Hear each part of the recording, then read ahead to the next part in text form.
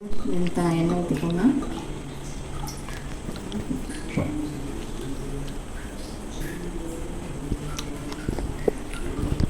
சுவையான ஒரு தக்காளி ரசம்.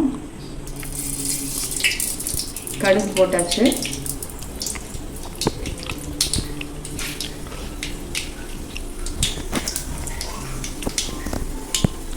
கடுகு நல்லா பொரியணும்.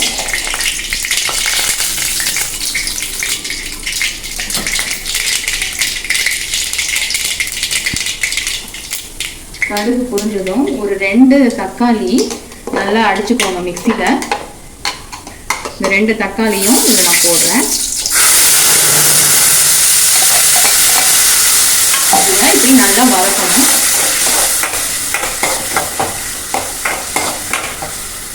இது கூடயே மஞ்சப்பொடி கொஞ்சம்,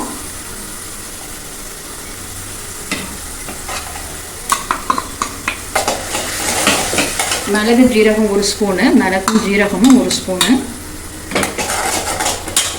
ஒரு பச்சை மிளகாய், கருவேப்பிலை,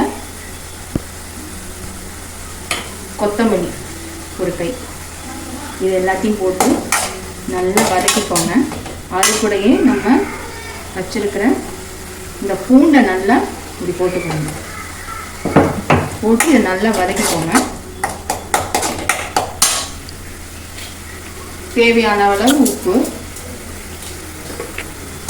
இதை நல்லா வதக்கணும். நல்லா டேஸ்டாக இருக்கும் இந்த ரசம். எல்லாரும் விரும்பி சாப்பிட்றது.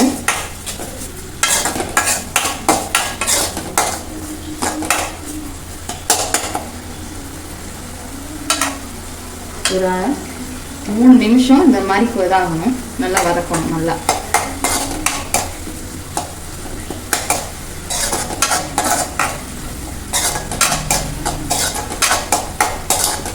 லைட்டாக அந்த பச்சை வாடை போகிற மாதிரி வதக்கணும். வதக்கணும். 2 கப்பு தண்ணி ஊற்றிக்கோங்க.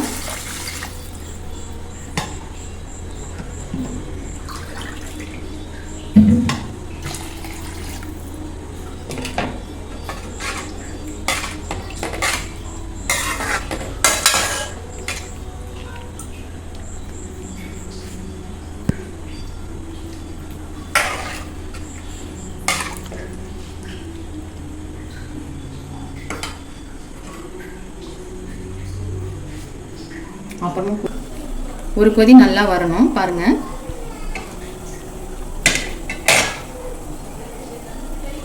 இந்த கொதி வந்ததும் ஒரு பாதி லெமன் உங்கள் புளிப்புக்கு ஏற்ப இப்படி புழிஞ்சு விட்டுக்கோங்க.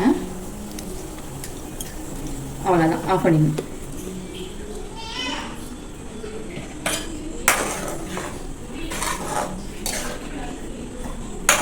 டேஸ்டான ஒரு ரசம் ரெடி ஆயிடுச்சு. இது ரொம்ப நல்ல டேஸ்ட்டாக இருக்கும். இதை ட்ரை பண்ணி பாருங்கள்.